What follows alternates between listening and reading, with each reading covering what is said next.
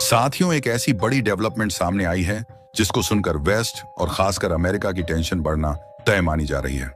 वजह सीधी और साफ है कि ब्रिक्स देश और उनके साथ खड़े सहयोगी देशों के पास अब दुनिया के करीब 50% ग्लोबल गोल्ड रिजर्व्स आ चुके हैं। यह कोई अनुमान नहीं है, बल्कि ताजा रिपोर्ट में सामने आया हुआ ठोस आंकड़ा है। दोस्तों, यह खबर सिर्फ सोशल मीडिया की चर्चा नहीं है, बल्कि खुद इंडियन मीडिया में भी इसे जगह मिल रही है। सवाल यह नहीं है कि गोल्ड क्यों खरीदा जा रहा है। असली सवाल यह है कि इतनी तेजी से और इतनी बड़ी मात्रा में गोल्ड इकट्ठा क्यों किया जा रहा है, और इससे सबसे ज्यादा घबराहट वेस्ट को क्यों हो रही है। अगर आप ध्यान से देखेंगे तो पिछले कुछ समय से एक पैटर्न लगातार उभर रहा है।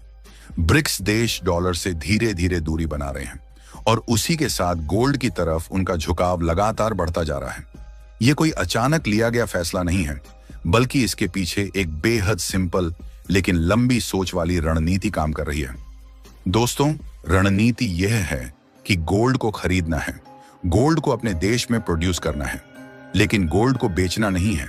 यानी जितना आएगा वह सिस्टम के अंदर ही रहेगा, और यही बात इस खबर को बेहद खास बना देती है, क्योंकि गोल्ड ऐसा एसेट है जिस पर न तो किसी देश का सीधा कंट्रोल होता है और न ही उस पर आसानी से कोई पाबंदी लगाई जा सकती है।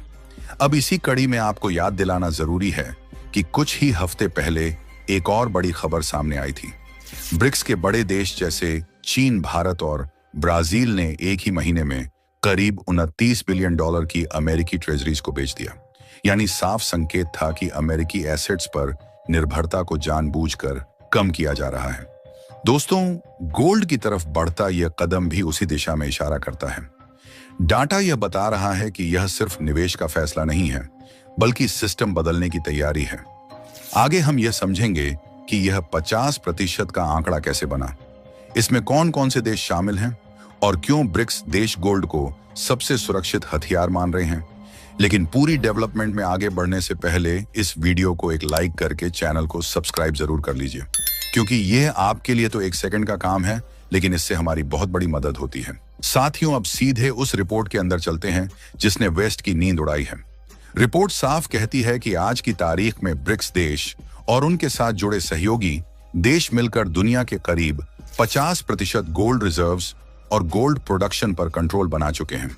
और यहां सिर्फ ब्राजील, रशिया, इंडिया, चीन और साउथ अफ्रीका की बात नहीं हो रही है। इस आंकड़े में उन देशों को भी शामिल किया गया है जो हाल ही में ब्रिक्स से जुड़े हैं और जो आने वाले समय में ब्रिक्स का हिस्सा बनने की तैयारी में है। मिस्र, इथोपिया, ईरान, यूएई और इंडोनेशिया जैसे देशों के आंकड़े भी इसमें जोड़े गए हैं। यही वजह है कि यह फिगर इतना बड़ा नजर आता है और वेस्ट को चौंकाता है। अब यहां एक बहुत जरूरी बात समझना जरूरी है। जब रिपोर्ट कहती है कि 50% ग्लोबल गोल्ड रिजर्व्स, तो इसका मतलब सिर्फ सेंट्रल बैंकों के पास रखा हुआ गोल्ड नहीं है। इसमें 3 चीजें जोड़ी जाती हैं। पहला, सेंट्रल बैंक की गोल्ड होल्डिंग्स, दूसरा, इन देशों की सालाना गोल्ड प्रोडक्शन कैपेसिटी, और तीसरा, वह गोल्ड जो अभी जमीन के अंदर है और माइन भी नहीं किया गया है। अगर आप केवल सेंट्रल बैंक वाला डाटा देखें तो तस्वीर अलग दिखेगी। रूस के पास करीब 2300 टन गोल्ड है, चीन के पास भी लगभग 2300 टन के आसपास है। भारत तेजी से गोल्ड जमा कर रहा है और अब उसके पास करीब 880 टन गोल्ड है। ब्राजील के पास करीब 145 टन है। साउथ अफ्रीका के पास आंकड़ा कम है, लेकिन उसकी माइनिंग कैपेसिटी बेहद मजबूत है। इन सब को जोड़ भी दें तो आंकड़ा लगभग 6000 टन के आसपास ही पहुंचता है, जबकि अकेले अमेरिका के पास 8000 टन से ज्यादा गोल्ड है। यहीं पर लोग कंफ्यूज हो जाते हैं, लेकिन असली खेल तब समझ आता है जब आप प्रोडक्शन और अनमाइंड गोल्ड को जोड़ते हैं। रिपोर्ट बताती है कि गोल्ड एक ऐसा एसेट है जिसे ब्रिक्स देश पॉलिटिकली न्यूट्रल मानते हैं। गोल्ड पर न तो सैंक्शन लगाया जा सकता है और न ही किसी विदेशी सरकार का सीधा दखल होता है। यही वजह है कि ब्रिक्स देशों ने इसे अपनी फाइनेंशियल शील्ड बनाना शुरू कर दिया है। एक सीनियर बैंकर के हवाले से रिपोर्ट कहती है कि ब्रिक्स देश 3 काम एक साथ कर रहे हैं। वे अपने देश में गोल्ड का प्रोडक्शन बढ़ा रहे हैं, इंटरनेशनल मार्केट से गोल्ड खरीद रहे हैं, और तीसरा सबसे अहम काम यह है कि वे गोल्ड बेच ही नहीं रहे हैं। आंकड़ों की बात करें तो 2020 से 2024 के बीच दुनिया भर में जितना भी गोल्ड सेंट्रल बैंकों ने खरीदा है, उसका 50% से ज्यादा अकेले ब्रिक्स देशों ने खरीदा है। यह अपने आप में एक बहुत बड़ा संकेत है। 2024 में चीन ने करीब 380 टन गोल्ड प्रोड्यूस किया। रूस ने लगभग 340 टन गोल्ड निकाला। ब्राजील, जिसने कई साल तक गोल्ड नहीं खरीदा था, उसने सितंबर 2025 में 4 साल बाद एक साथ 16 टन गोल्ड खरीद लिया। और सोचने वाली बात यह है कि यह फैसले यूं ही नहीं लिए जाते। अब सवाल उठता है कि आखिर इतनी जल्दी क्यों और इतनी आक्रामक रणनीति क्यों? इसका जवाब छिपा है 2022 और 2023 की घटनाओं में। और वही घटना ब्रिक्स देशों के सोचने का तरीका पूरी तरह बदल देती है। साथियों, अब उस ट्रिगर की बात करते हैं जिसने ब्रिक्स देशों की सोच को पूरी तरह बदल दिया। साल 2022 में जब रूस और यूक्रेन के बीच टकराव शुरू हुआ, तो उसके कुछ ही महीनों बाद वेस्ट ने एक ऐसा कदम उठाया जिसने पूरी दुनिया को सोचने पर मजबूर कर दिया। मई 2023 में G7 देश और यूरोपियन यूनियन ने मिलकर रूस के करीब $300 बिलियन के विदेशी रिजर्व्स को फ्रीज कर दिया। ये वही पैसा था जिसे रूस ने अमेरिकी डॉलर, यूरो और पाउंड जैसी करेंसी में सुरक्षित मानकर रखा था। लेकिन एक झटके में यह साफ हो गया कि विदेशी करेंसी एसेट्स असल में उतने सुरक्षित नहीं हैं जितना दुनिया को बताया जाता रहा है। शर्त यह रखी गई कि जब तक रूस यूक्रेन को हुए नुकसान की भरपाई नहीं करता, तब तक यह पैसा वापस नहीं मिलेगा। यहीं से पूरी तस्वीर बदल जाती है। किसी भी देश के लिए यह सबसे बड़ा झटका होता है जब उसकी संप्रभु संपत्ति उसके अपने कंट्रोल में न रहे। और यही वह पल था जब ब्रिक्स देशों ने समझ लिया कि डॉलर आधारित सिस्टम में असली ताकत उनके हाथ में नहीं है। इसका असर सिर्फ रूस तक सीमित नहीं रहा, बल्कि बाकी ब्रिक्स देशों ने भी इसे एक चेतावनी की तरह देखा।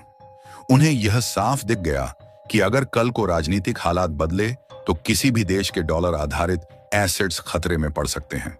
और यही वजह है कि गोल्ड को सबसे सुरक्षित विकल्प के रूप में चुना गया। दोस्तों, इसी सोच का असर भारत पर भी दिखता है। भारतीय रिजर्व बैंक न सिर्फ गोल्ड की होल्डिंग बढ़ा रहा है, बल्कि जो गोल्ड विदेशों में रखा था उसे भी वापस देश में लाया जा रहा है। मकसद सिर्फ एक है कि राष्ट्रीय संपत्ति पर किसी बाहरी ताकत का कोई कंट्रोल ना हो। इसी के साथ एक और बड़ा बदलाव दिख रहा है। ब्रिक्स देश धीरे धीरे अपने फॉरेक्स पोर्टफोलियो में डॉलर की हिस्सेदारी कम कर रहे हैं और साथ ही बायलैटरल ट्रेड में अपनी लोकल करेंसी का इस्तेमाल बढ़ा रहे हैं। भारत और रूस के बीच रुपये और रूबल में व्यापार की कोशिश हो रही है। अगर वहां दिक्कत आती है तो यूएई दिरहम और युआन जैसे विकल्प अपनाए जा रहे हैं। चीन और रूस पहले से ही युआन और रूबल में बड़े पैमाने पर व्यापार कर रहे हैं। चीन और ब्राजील भी अपनी करेंसी में लेन देन को बढ़ावा दे रहे हैं।